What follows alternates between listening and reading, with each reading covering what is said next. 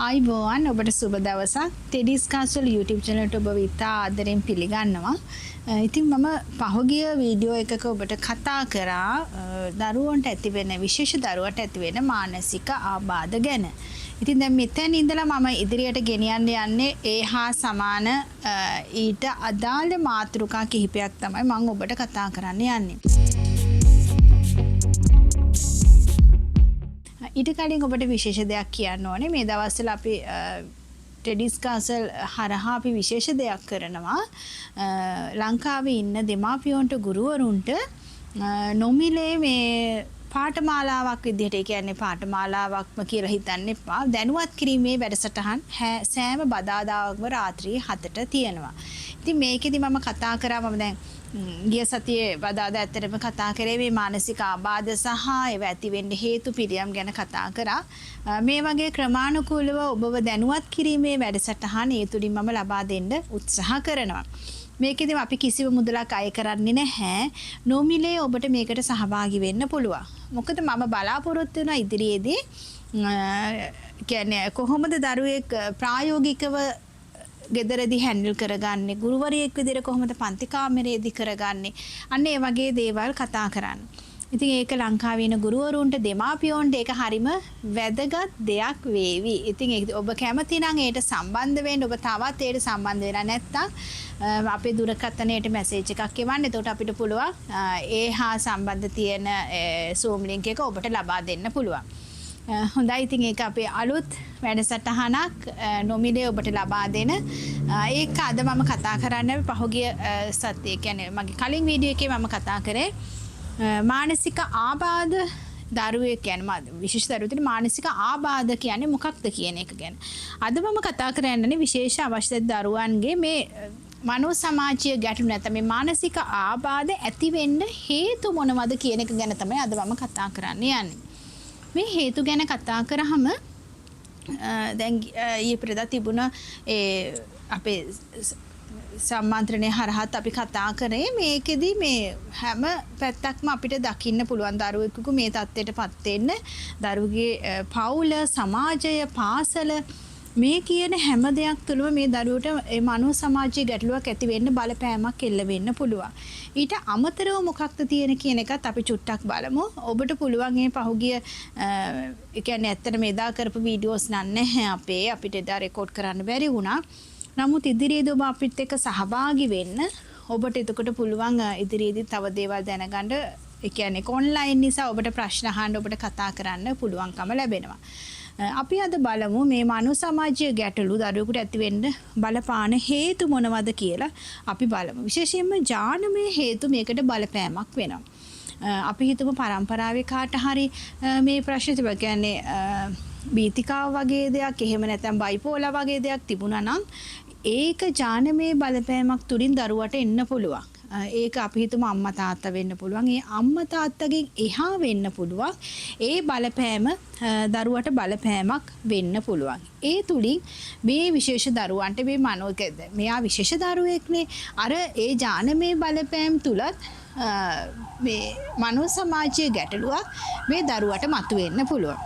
ඉතින් ඒ නිසා අපි හොයලා බලන්න. දැන් මේකෙදි මම කියන්නේ නැහැ පවුල තුල මේ තියෙන ඒ ජානමය බලපෑමක් තියෙනවාමයි කියන එක නෙමෙයි මම කියන්නේ. නමුත් ඔබ හිස්ටරි එක හොයලා බලන්න, පවුලේ පරිසරය හොයලා බලන්න, සමහරට අම්මාගේ පැත්තේ, තාත්තගේ පැත්තේ හෝ මෙවැනි ප්‍රශ්න තිබුණොත් ඒක බලපෑමක් වෙන්න පුළුවන්. ඉතින් ඒක එක හේතුවක්. ඊළඟට මොලේ වර්ධනය.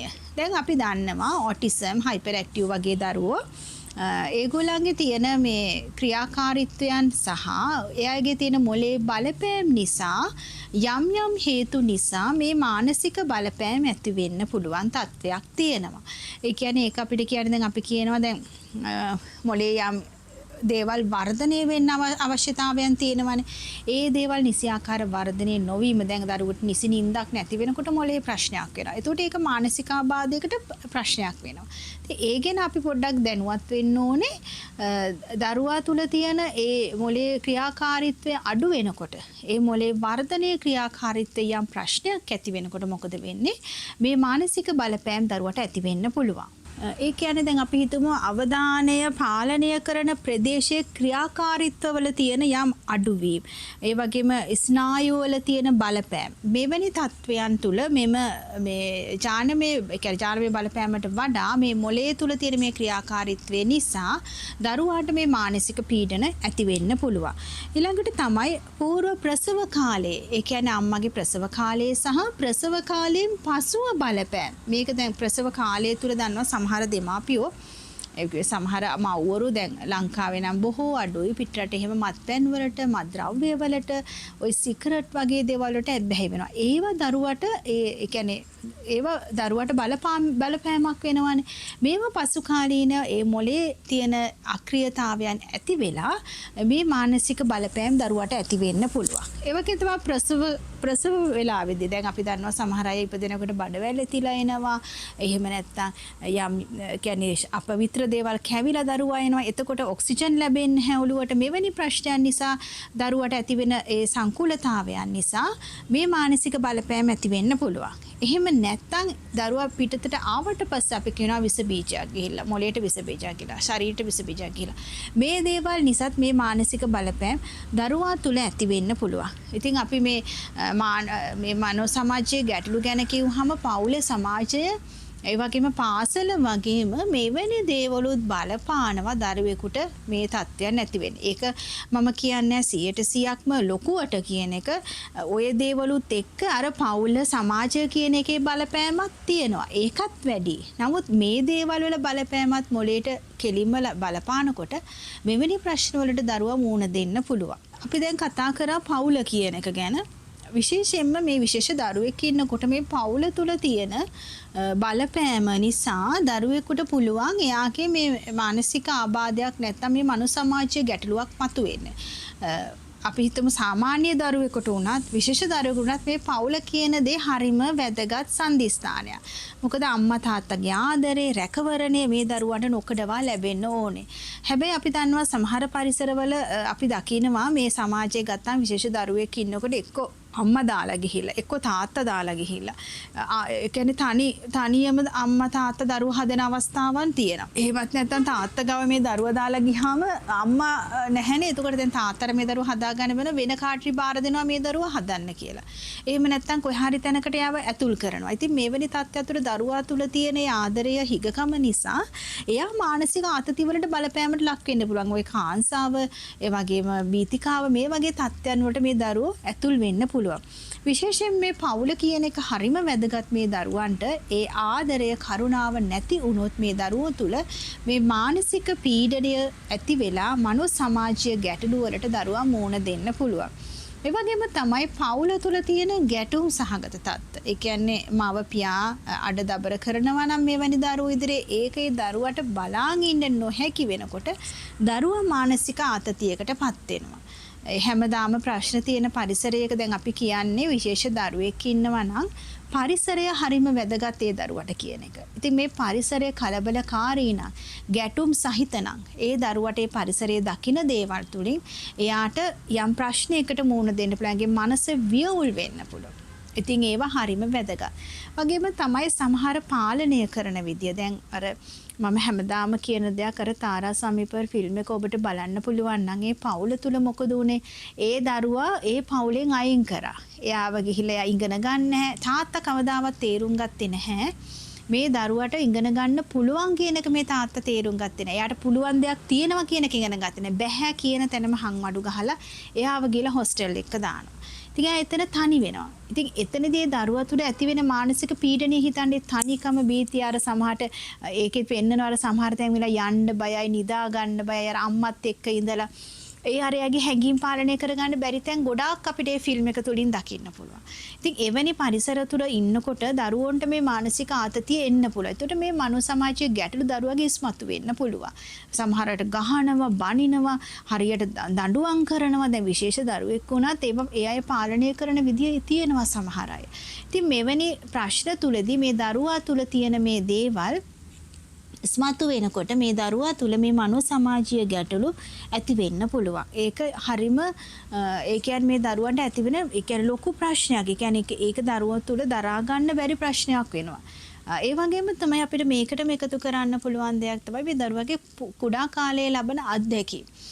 ඕනම කෙනෙක්ට අපේ ජීවිතේ කියන්නේ විශේෂ දරුවෙක් වෙන්න පුළුවන් සාමාන්‍ය දරුවෙක් වෙන්න පුළුවන් වැඩිහිටියෙක් වුණත් මේ මනෝ සමාජයේ ගැටලුවක් එන්න මූලික කාරකයක් වෙනවා මේ කුඩා කාලයේ දරුවා විඳින අත්දැකීම්. අපි දන්නවා විශේෂ දරුවෝ විශේෂයෙන්ම ගොඩාක් ඇබියුස් වෙනවා. වැඩිහිටියෝ අතින් වෙන්න පුළුවන් සමවයස අය අතින් වෙන්න පුළුවන්. ඒගොල්ලෝ ගොඩාක් දූෂණයට ඒ වගේම යම් ශාරීරික සහ මානසික දූෂණයට ගොඩක් ලක් වෙනවා. එයාලට කියන්න බෑනේ සමහර අයට දැන් ඔටිසම් වගේ ගත්තොත් කතා කරන්න බෑ. හැබැයි ඉතින් ඒගොල්ලෝ ඇබියුස් වෙලා යම් තැනක යම් ප්‍රශ්නයක් එනකොට තමයි දන්නේ හරි මෙයාට මෙවැනි ප්‍රශ්නයක් කියන එක. ඒ තුලින් එයා තුලේ ඒ එන දේවල් තුල බීතිකාව මෙන්න මේ වගේ දේවල් ඉස්සරහට යන්න පුළුවන්කම තියෙනවා. ඒ නිසා විශේෂ දරුවෙක් ඉන්නවා නම් ඇත්තටම ඔබ හරිම පරිස්සමෙන් රැක ගන්න. මොකද එයාට ප්‍රකාශ කරන්න බෑ. සමාජය හරිය නපුරුයි. අපි දැන් ගිය දවස්වලත් දැක්ක බොහෝ ස්ථානවල ඒ වගේම තමයි ත්‍රිවිල් වල ළමයි ඉස්කෝලේ ඇරලා ඒ වගේ ගොඩාක් මේ දරුවෝ දූෂණයට ලක් වෙලා තිබුණා. මේ දරුවෝ කියන්නේ ඔබ යන්න මේ දරුවත් එක්ක ඔබ මේ දරුවොත් එක්ක ඉන්න අද ගැහැණු පිරිමි කියලා ભેදයක් නැහැ අපේ සමාජයේ. ගොඩාක් මෙවැනි දරුවෝ මේ දූෂණයට ලක් වෙනවා. මම පහුගිය දවසක බැලුවා මේ මයිකල් ජැක්සන්ගේ ෆිල්ම් එක. ඒකේ අපිට හොඳටම දකින්න පුළුවන් මේ ළමා කාලයේ අත්දැකීම්. දැන් ඒක ඇත්තටම මේ මයිකල් ජැක්සන් කියන චරිතය මේ කියන්නේ මම ආස චරිතයක් නෙවෙයි. නමුත් මට මේ ෆිල්ම් එක දැන් අපි දරුවෝ ගිය නිසා මටත් ගිහිල්ලා ඒක මම බලන්න හිතුණා. ඒකේ විශේෂයෙන්ම කියන්නේ සංගීතයේ පැත්තේ හරිම ලස්සනයි. ඒ දේවල් තියෙනවා. හැබැයි මම කවදාවත් එයාගේ චරිතයටවත් එයාගේ මියුසික් වලටවත් ආස කෙනෙක් නෙවෙයි. හැබැයි මම ඒ ෆිල්ම් එක සමහර තැන් බැලුවේ මේ මනෝවිද්‍යාව පැත්තෙන් මම ඒ දේවල් සමහර දේවල් මම ඇද ගන්න බැලුවා. ඒකෙදි මම දැක්ක දෙයක් තමයි සමහර තැන්වල තියෙනවා එයා වැඩි වියටපත් වෙලා මේ සෙල්ලම් බඩු එකතු කරනවා. ඉතින් ඒකේ මුල කතාවේ මුලට ගියොත් එහෙම එයාගේ තාත්තා නිසා තමයි එයා ඔය තැනට එන්නේ. නමුත් තාත්තගේ පාලනේ එයාට හරි අමාරුයි මානසික පීඩනයක්. එළිය ළමයි සෙල්ලම් කරනවා. එයාට සෙල්ලම් කරන්න යන්න නැහැ. තාත්තට ඕනේ මෙයාට මියුසික් උගන්වන්න. මෙයාගේ ජීවිතේම කරේ පුංචි කාලේ ඉඳලා මියුසික් උගන්වන එක විතරයි. එයාට යාළුවෝ හිටියේ නැහැ. පිට සමාජයක් එක්ක ආශ්‍රයයක් තිබුණේ නැහැ. අර මියුසික් කළා සල්ලි හොයන්න ඕනේ කියන එක විතරයි එයාගේ තාත්තට තිබුණේ. එතකොට එයාට මම හිතන්නේ එයාට අධ්‍යාපනයේ පැත්තෙනොත් ඉහළට යන්න බැරි වෙලා තියෙනවා. ඉතින් එතකොට මෙයාට පුංචි කාලේ නොලැබුණේ ළමා කාලය. අර සෙල්ලම් බඩුත් එක සෙල්ලම් කරන්න යාළුවෝ නැතිකම ඒක අර එක කාලෙකදී එක ෂොප් එකකට ගියහම මොකද කරන්නේ ටොයිස් තමයි එකතු කරගෙන ඉන්නේ ගොඩක්. ඇයි අර යාට විඳින්න බැරි වෙච්ච තේ දැන් එයා වැඩි වියේදී විඳින්න උත්සාහ කරනවා. ඉතින් මේ සාමාන්‍ය මිනිස්සෙක්ගේ මානසිකත්වය අපි හිතමු විශේෂ දරුවෙකුට ඒක ප්‍රකාශ කරගන්නත් බැයි නා. ඒතර මේ පවුල තුලින් දෙන මේ ළමා කාලයේ අත්දැකීම හරිම වැදගත් වෙනවා විශේෂ දරුවෙකුට. ඒ අත්දැකීම තුලින් තමයි මේ දරුවගේ අනාගතය ගොඩනැගෙන්නේ. ඔබ ඒක මතක තියාගන්න. ඒක හරිම වැදගත්. ඒ නිසා මේ පුංචි විශේෂ දරුවන්ට මේ ළමා කාලයේ අත්දැකීම යහපත් පරිසරයක ආදරණීය පරිසරයක ඔබ ලබා දෙන්න උත්සාහ කරන්න. ඒ වගේම තමයි සමාජ සාධක පරිසර කියන්නේ අපේ සමාජයෙන් ලැබෙන සාධක සහ ආතතිය. ඔබ දන්නවා සමාජය මෙවැනි දරුවන් දෙස බලන්නේ හරිම වපරැහෙන් කියන්නේ අන්නේ වගේ. මේ ළමයා කෑ ගැහුවත් අපෝ ඒ ළමයා කෑ ගහනවා. බස් එකට එක්කන් ගිය දැන් මම සමහර දෙමාපියෝට කියනවා සුපර් මාකට් එකට එක්කන් යන්න. බස් වල යන්න. එතකොට මේ දෙමාපියෝ කියනවා අනේ මැඩම් කොහොමද අපි බස් වල එක්කන් යන්නේ? මේ ළමයා කෑ ගහනට අහල පහල මිනිස්සු බනිනවා. අනිත් මිනිස්සු කරදරයක් කියනවා. දැන් ඊයේ පෙරේද ඇත්තටම වෙච්ච සිද්ධියක්. ඒ අම්මා දුරක ඉඳලා මගේ පාසලට එන්නේ. හැබැයි යා කිව්වා ඉතින් මේ දරුවා කෑ ගහව කරා අපෝ ඒ ළමයා නම් මොකෙද්ද කියලා. අන්න එහෙම කතා කරනවලු. ඉතින් එතකොට සමාජයෙන් ලැබෙන අපකීර්තිය දෙමාපියන්ට ආතතියක් වගේම දරුවටත් ඒක ප්‍රශ්නයක්. ඒ කියන්නේ ඒක දරා ගන්න බැරුව දෙමාපියොත් දරුවා පාලනය කරන්න යන විදිහ වෙනස් වෙනවනේ. අනිත් එක අපි හිතමු තේරෙන දරුවෙක් කියලා දැන් මට ඉන්නවා ඔය කතා කරන දරුවෝ. දැන් ඒගොල්ලෝ ආවම ඒ සමහර කතා කරනකොට ඒගොල්ලන්ට සමහර තැන්වල රිදිලා තියෙනවා. එක්ක යාළුවෝන්ගෙන් එක්ක නෑදෑයෝන්ගෙන් කියන්නේ නෑදෑයෝ hina වෙලා ඇති කතා. ඉතින් අර ඒව ඒගොල්ලන්ට රිදුම් දෙනකොට මේ මනුස්ස සමාජයේ ගැටලු මේ සමාජය තුල බලපෑමෙන් මේ දරුවන්ට ඇති වෙන්න පුළුවන්. ඒක හරිම අර දැන් ඔය සමාජීය ගැටලුවකම අපිට පරිසරයත් මේකට ගන්න පුළුවන්. විශේෂයෙන්ම ගුරුවරු මේ දරුවෝ දෙස බලන විදිය හැම ගුරුවරියම එක හා සමාන නැහැ. ලංකාවේ පාසල් වල අන්තර්කරණ අධ්‍යාපනයේ ක්‍රියාත්මක වුණත් ඒ පාසලේ ඉන්න කියන්නේ ප්‍රයිමරි এডুকেෂන් වල ටීචර්ස්ලාට තාම හරියාකාරව පුහුණුවක් ලබා දීලා නැහැ මේ දරුවොත් එක්ක ඉන්න. එතකොට ඒ ගුරුවරුන්ගේත් වරද නෙමෙයි ඒක. ඒතර ඒ ගුරුවරුන්ට බැහැ මේ ළමයා පාලනය කරන්න සහ ක්‍රියාකාරකම් කරන්න. එතකොට එයාටත් මේ දරුවව අප්‍රසන්නභාවයකට ලක් වෙනවා. ඒතර පන්ති කාමරයේදී ගුරුවරිය සමවයසී දරුවන්ගෙන් මෙයාලා අපකීර්තියට පත් වෙනකොට මේ දරුවන් තුළ මේ මනුස්ස සමාජයේ ගැටලු ඇති වෙන්න පුළුවන්. මේවා අපි හිතන්නේ නැහැ. දැන් අපි කොච්චර ප්‍රශ්නාවක් කරන ඔයා නැහැ ඉස්කෝලේ යන්න ඕනේ. ඉස්කෝලේ යන්න ඕනේ කියලා. එයාව තල්ලු කළේට අපි හිතන්න ඕනේ ඒ පරිසරයේ බලපෑම කොහොමද කියන එක. දැන් අද මගේ දුෂ්කර පැත්තක ඉඳලා කියන්නේ වවුනියා පැත්තේ අම්මා කෙනෙක් දරුවා මෙහෙට ගෙනල්ලා හිටියා. නමුත් ඒ අම්මා ගුරුවරියක් එයාට ට්‍රාන්ස් එකක් ගන්න බැරි වුණා මෙහෙට. දිගටම දරුවා තියාගන්න. කෙටි කාලයකට තමයි දරුවා හදන්න මෙහාට අරගෙන ආවේ. අද දවසේ මට මැසේජ් එකක් එවලා තියෙනවා මැඩම් වගේ එහෙම අපේ දරුවෝ බලන්න මෙහි පාසල්වල ගුරුවරු නැහැ. ඉතින් දැන් ওই 2-3කටම දාලා ස්පෙෂල් යුනිට් එකකටත් දාලා ඒ දරුවම කිසිම කෙනෙකුට පාලනය කරන්න බැහැයි කියලා පාසලට යවා ගන්න විදියක් නැහැලු. ඉතින් අර අපේ පාසලේ ඒ සමාජය තුල තියෙන දැන් ඒ දරුවට නිතර මේ පාසලෙන් පීඩනය ඇති වෙච්ච නිසා එයාට තරහ යනවා වැඩි දැන්. එයාව පාලනය කරගන්න බැහැ කියලා ඒ සඳහන් කළා තියෙනවා. ඉතින් එතකොට අර ඔය තරහ යනවයි කියන්නේ ඔය ඇග්‍රෙසිව් එකක් එන්නේ ඒ ආතතියක් නිසා. යම් මානසික පීඩනයක් නිසා. ඉතින් ඒක ඇති වෙන්නේ මේ සමාජ බලපෑම. ඉතින් මේ වගේ දේවල් නිසා මේ දරුවන්ට මෙවැනි ප්‍රශ්න ඇති වෙන්න පුළුවන්. වගේම තමයි අපි අර කලින් කතා කරා වගේ කම්පන සහගත සිදුවීම්. ඒ කියන්නේ එයාට මොකක් හරි කම්පනයක් වෙන දැන් අපි තුමර ඇබියුස් වෙන වගේ දෙයක් කරා නම් එයාට ඒකෙන් ඇති වෙන්නේ කම්පනයක්.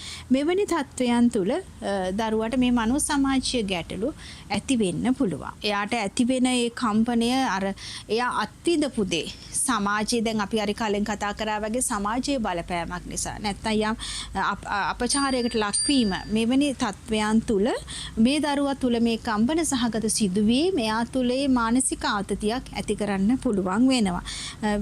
මේ බලපෑම නිසා එයාට දැන් අර මේ වගේ දේවල් නිසා එයා තුල ඇති වෙන ලැජ්ජාව සමාජානුගත වෙන්න කැමති නැතිකම මේ වගේ ප්‍රශ්න නිසා දැන් ওই සමහර දරුවෝ ඉන්නවා හරීම ලැජ්ජයි ඉස්සරහට. දැන් ඩවුන් සින්ඩ්‍රෝම් බබාලා එහෙම ගත්තොත් මෙන්න මේ වගේ දැන් අර සමාජයක් ඉදිරිය අපි කියමු සින්දුවක් කියන්න තිබ්බොත් අර ඒක අපිට දරා ගන්න බැරුව අපේ අර ශරීරයේ මොනවදෝ සිද්ධ වෙන්නේ. අන්න ඒ වගේ වෙනකොට මේගොල්ලන්ට මානසික පීඩනයක් ඇති වෙනවා. දැන් අපි හිතමු හෙට කියනවා අන්න ටීචර් හෙට ඔයාට ඇවිල්ලා ඉස්සරහා සින්දුවක් කියන්න කියලා. දැන් ඒකට ඒ දරුවා සූදානම් නැත්නම් එයා තුල ආතතියක් ගොඩ නැගෙනවා. අන්න ওই වගේ ප්‍රශ්නත් බලපාන්න පුළුවන්. ඒ වගේම මේ දරුවන්ට තියෙන තවත් ප්‍රශ්නයක් තමයි හරියාකාරව නිින්ද යන්නේ නැහැ. ඒ නිසි නිින්දක් නැති වෙනකොට මේගොල්ලන්ට මේ මනෝ සමාජීය ගැටලු ඇති වෙන්න පුළුවන්.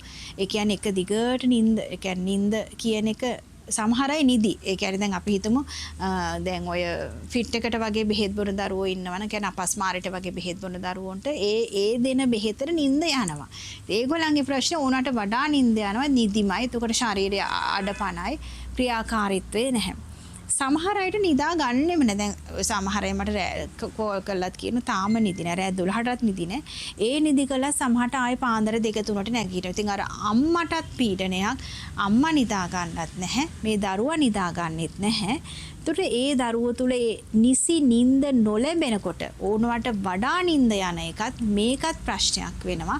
දරුවෙක් තුල මානසික පීඩනයක් සමාජීය ගැටලුවක් නැත්තම් කියන්නේ මනෝභාවයේ ගැටලුවක් ඇති වෙන්න ඒක ලොකු බලපෑමක් වෙනවා. මෙවැනි දේවල් ගැන අපි බලනකොට දැන් දරුවෙකුට නිසි නිින්ද නොලැබෙනකොට දරුවාට මෙවැනි තත්ත්වපත් වෙන්න පුළුවන්. ඒකට තමයි අපේ සමාජය තුල තියෙන ආර්ථික ප්‍රශ්න. විශේෂයෙන්ම මේක බලපෑමක් වෙන්නේ පවුලට. පවුල තුල නිසි ආර්ථිකයක් නැති වෙනකොට මේ දරුවන්ට හරි පෝෂණයක් දෙන්න බෑ. හොඳ සෞඛ්‍යයක් ලබා දෙන්න බෑ. එවැනි දේවල්ට යොමු කරන්න නොහැකි. මොකද අපි දන්නවා රජයේ රෝහල් වලට ගෙනිච්චත් මාසෙකට එක සැරයක් මේ දරුවෝ පෙන්වන්න පුළුවන්. එතකොට ඒ දෙන දේවල් ඒ තෙරපි දෙමාපියොන්ට කරන්න දුන්නා නිසි ලෙස දෙමාපියොන්ට එක ක්‍රියාත්මක කරන්න බෑ. එතකොට මේ වගේ දේවල් වෙනම ගිහිල්ලා පහසුකම් හොයාගෙන කරනවා නම් ඒකට මුදල් අවශ්‍යයි. මේම දරුවන්ට නිසියාකාර ක්‍රමවේදයක් ඕනේ අධ්‍යාපනයට ඊළඟට මේ ප්‍රතිකාර කරන්න, තෙරපි කරන්න. ඒක නිසි ලෙස නැති වෙනකොට මොකද වෙන්නේ? මේ දරුවා තුල තියෙන හයිපර් ඇක්ටිව් වැඩි වෙන්න පුළුවන්, මානසික ආතතිය වැඩි වෙන්න පුළුවන්, තව රෝග තත්ත්වයන් ඇති වෙන්න පුළුවන්. මේවත් එක්ක මේ දරුවට දරාගත නොහැකි දැන් විශේෂම අනිත් එක තමයි මේගොල්ලන්ට ගොඩක් තියෙනවා sannivedana ඕනතාවය. ඒකට ස්පීච් තෙරපි කන්ටිනියු කරන්න ඕනේ. දැන් හොස්පිටල් වලින් දෙන එක ප්‍රමාණවත් නොවුනොත් මුදල් ගෙවලා මේ දෙමාපියෝ කරගන්න වෙනවා. ඒතකොට මේ sannivedanaye නිසිලෙස දරුවාට ප්‍රකාශ කරගන්න නොහැකි වෙනකොටත් මේ ආතති තත්වයන් මතුවෙනවා. මේ මනෝ සමාජීය ගැටලු මතුවෙනවා. ඒ කියන්නේ යාට ප්‍රකාශ කරගන්න බැරි දේ එයාගේ ඒ ක්‍රියාකාරීත්වයෙන් තමයි එයා කරන්නේ. ඉතින් මෙවැනි ප්‍රශ්නයන් තුල මොකද වෙන්නේ? මේ කතා කරපු දේවල් තුල මේ දරුවන්ට ඒ මානසික ආතතිය වැඩි වෙනකොට දරා ගන්න නොහැකි වෙනකොට sannivedana ඌනතා නිසා තමාට ප්‍රකාශ කරගන්න නොහැකි වෙනකොට මේ දරුවන්ට මොකද වෙන්නේ? මෙවැනි ගැටලු ඇති වෙන්න පුළුවන්. ඉතින් අද දවසේ මම ඔබට කතා කරේ මෙම කරුණු තුලින් කියන්නේ මනෝ සමාජීය ගැටලුවක් විශේෂ දරුවෙකුට ඇති වෙනවා නම් ඒට බලපාන හේතු කාරණා මොනවද කියලා. ඉතින් මම හිතනවා ඔබට මේ දේවල් පැහැදිලි වෙන්නේ නැති කියලා. ඉදිරියේදී මම ඔබට කතා කරන්න මේ මනෝ සමාජීය ගැටලු මොනවද සහ ඒ එකින් එකේ ලක්ෂණ ගැන මම ඔබට කතා කරන්න බලාපොරොත්තු වෙනවා. ස්තුතියි.